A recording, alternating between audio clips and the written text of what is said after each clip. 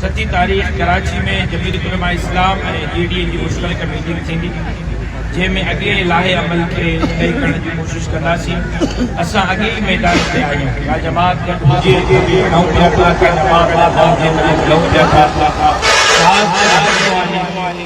सिंध जूं ज़मीन पेट जज़ीरा लॻाइणा आहिनि कोशिश कंदासीं खणी हलूं जेकॾहिं GDA असां सां गॾु हले थी त असां उनखे शामिल थियूं। वॾा वॾा दानशूर सोशल मीडिया ते लिखनि था जेके कंहिं नाले आख़िरी 2 महीननि लाइ सिर्फ़ कैंसिल था इन बारे में चवणु कालाबाग डैम जे लाइ कीअं चवनि था न अञा ताईं बि उनजी ख़्वाहिश आहे न कालाबाग डैम ठाहिण।